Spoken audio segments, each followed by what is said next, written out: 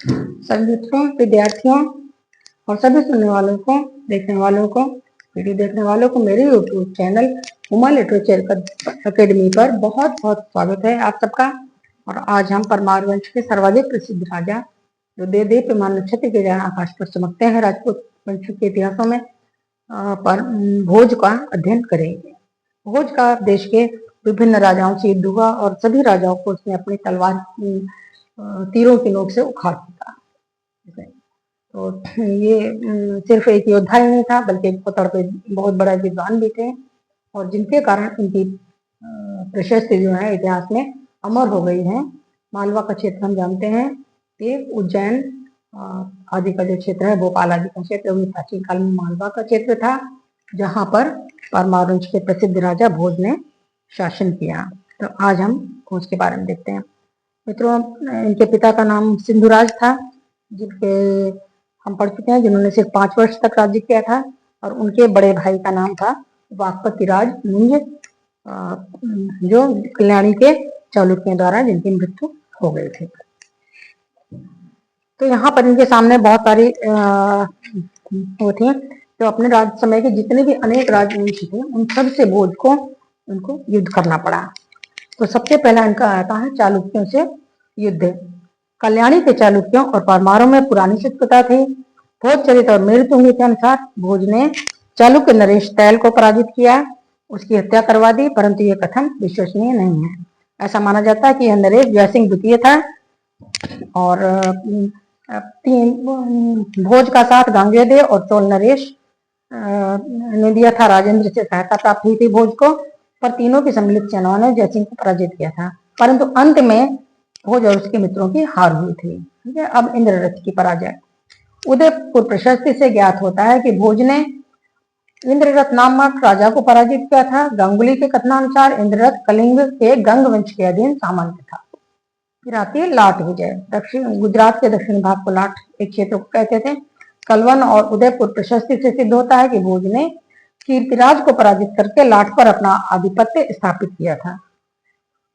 चौथी है कोंकण विजय। कोंकण के शिलाहार वंशी केशीदेव को भोज ने परास्त कर अपने अधीन कर लिया था।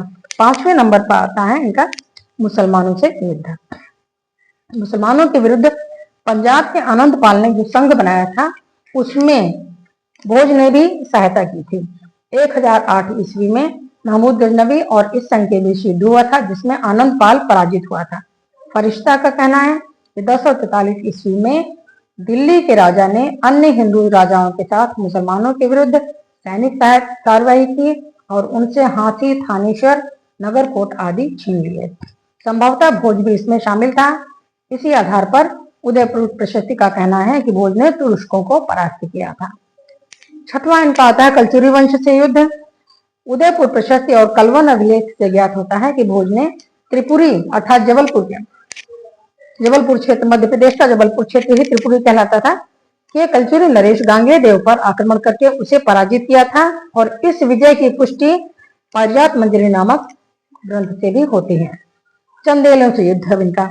चंदेल राजा विद्याधर ने भी भोज से युद्ध किया था और उसने भोज को पराजित किया था, अतः भोज अपने राज्य को बुंदेलखंड की ओर नहीं बढ़ा सका। फिर आता है कच्छप घात वंश से युद्ध। ग्वालियर में कच्छप घात जो वंश है, यह आजकल का कछवा जो वंश है वही कच्छप घात वंश था। तो यह चंदेलों की अधीनता में शासन कर रहा था ग्वालियर में। भोज के समय वहां कीर्तिराज का राज्य था और संभवतः भोजराज ने इस पर आक्रमण किया, परंतु उसे सफलता नहीं मिली। क्यों? क्योंकि चंदेल विद्याधर ने अपने सामंत कीर्तिराज को भोज के विरुद्ध सहायता प्रदान कर दी थी, इसीलिए भोज आगे नहीं बढ़ पाया वहां से। कन्नौज पर आक्रमण आता है। उदयपुर प्रशस्ति का कहना है कि भोज ने चेदिराज, इंद्ररथ, तोगल भीम, गुर्जर नरेश को भी पराजित किया था। डॉक्टर गांगुली का कहना है कि संभवतः यह नरेश यशापाल गुर्जर प्रतिहार नरेश था और यहीं से भोज ने प्रतिहार वंश का अंत कर दिया था। परंतु कन्नौज पर भोज का अधिकार अधिक समय तक नहीं रहा, क्योंकि उस पर कलचुरी नरेश कर्ण ने अपना आधिपत्य स्थापित कर लिया था कुछ समय पश्चात। अब आता है चाहमानों से युद्ध। भोज ने शाकंभरी के चाहमान शासक वीरराम से युद्ध किया और उसे मार डाला, परंतु भोज को नाडोल के चाहमान शासक अणहिल्य के विरुद्ध सफलता नहीं मिली। सुंधा अभिलेख का कहना है कि अणहिल ने परमार सेनापति साढ़ को पराजित करके मार डाला। अब गुहिलों की पराजय। गुहिलों का क्षेत्र है मेवाड़ में। मेवाड़ में गुहिल वंश का राज्य करता था। मुंज ने इससे चित्तौड़ छीन लिया था। बिमल बसही नामक अभिलेख से प्रकट होता है कि मेवाड़ पर भोज का भी अधिकार था, जहां उसने चित्तौड़ में त्रिभुवन नारायण का मंदिर बनवाया था। फिर आता है इनका चालुक्यों से संघर्ष। गुजरात का चालुक्य वंशी जो पश्चिमी चालुक्य थे, वहां पर चामुंड राज नामक राजा था, जिसने इनके पिता भोज के पिता इंदुराज को परास्त किया था। तो अब भोज ने को मौका आया कि वो उससे बदला ले। एक बार चामुंडराज वाराणसी की यात्रा पर जा रहा था और वह मालवा से गुजरा। भोज ने उसे रोककर उसके वस्त्राभूषण उतरवा लिए। 1022 ईस्वी में गुजरात में भीमदेव प्रथम बैठा। भोज ने उसे भी पराजित कर उसकी राजधानी अनहिलवाड़ को खूब लूटा। फिर आते हैं कल्याणी के चालुक्य। ये परमार वंश के बहुत पुराने शत्रु थे और 1043 ईस्वी में सोमेश्वर प्रथम ने भोज से युद्ध कर उसे पराजित किया और उसकी राजधानी धारा नगरी को बुरी तरह लूट लिया। परंतु भोज ने शीघ्र ही मालवा पर पुनः अधिकार कर लिया। अब जब इतना सब हो गया तो भोज के विरुद्ध एक बड़ा संघ, सभी राजाओं ने मिलकर भोज के विरुद्ध एक संघ बनाया, जिसके नेता थे त्रिपुरी के कलचुरी और गुजरात के चालुक्य। इन सब ने मिलकर सम्मिलित रूप से मालवा पर आक्रमण कर दिया। इस आक्रमण के नेता भीम चालुक्य और कर्णी कलचुरी थे। इस समय तक भोज वृद्ध हो गया था। मेरुतुंग नामक लेखक का कथन है, जिसने प्रबंध चिंतामणि नामक ग्रंथ लिखा। उसमें कहना है कि अभी युद्ध चल ही रहा था कि भोज बीमार पड़ गया और उसकी मृत्यु हो गई। तो उसके उत्तराधिकारी जयसिंह ने शत्रुओं के समक्ष आत्मसमर्पण कर दिया। और कीर्ति कमुदी का कथन है कि भीम चालुक्य ने भोज को पराजित किया और धारा पर अधिकार कर लिया। कर्ण ने संपूर्ण परमार राज्य पर अधिकार कर लिया और भीम को केवल एक स्वर्ण मंदिर और शिव प्रतिमा मिली। और यही घटना आगे चलकर भीम और कर्ण की शत्रुता का आपसी शत्रुता का कारण भी बनी। अब भोज के राज्य की सीमाओं को देखते हैं। भोज के राज्य की सीमाएं बड़ी ही विस्तृत थी। उसके राज्य की सीमा चित्तौड़, बांसवाड़ा, डूंगरपुर, भिलसा और गोदावरी की घाटी के उत्तरी भाग तक फैली हुई थी। भोज का व्यक्तित्व देख लेते हैं। भोज अपने समय का महान योद्धा था। उसने कन्नौज से कर्नाटक तक और कलचुरी राज्य से लेकर चालुक्य राज्य तक विस्तृत भूप्रदेश को अपने सैनिक अभियानों से आतंकित कर दिया था। उदयपुर प्रशस्ति का कथन है कि पृथ्वी के समान, जिनके नाम पर हमारी पृथ्वी का नाम पड़ा, धरती का नाम पृथ्वी पड़ा, तो ऐसे राजा पृथ्वी के समान उसने कैलाश पर्वत से लेकर मलय पर्वत तक और उदयाचल से लेकर अस्ताचल तक पृथ्वी का भोग किया तथा अपने धनुर्बाणों से समस्त राजाओं को उखाड़कर विभिन्न दिशाओं में फेंक दिया। उसके पूर्व परमार राज्य की राजधानी उज्जैन थी, परंतु प्रबंध चिंतामणि का कहना है कि भोज ने धारा को अपनी राजधानी बनाया। अब इनकी उपलब्धियां देखते हैं। भोज अपने युद्धों के कारण उतना प्रसिद्ध नहीं है जितना कि वह अपने विद्या प्रेम, पांडित्य, विद्या और साहित्य के संवर्धन में योगदान के कारण प्रसिद्ध हुआ है। वह महान निर्माता और कला प्रेमी था। उसने धारा नगरी के बहुसंख्यक भवनों से धारा नगरी को अलंकृत किया।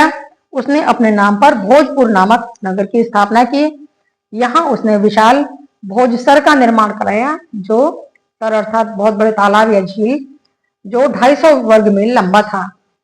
आज भी यह परमारों के कला चातुर्य का प्रमाण प्रस्तुत करता है, अर्थात वहां पर देखा जा सकता है आज भी इस तालाब को।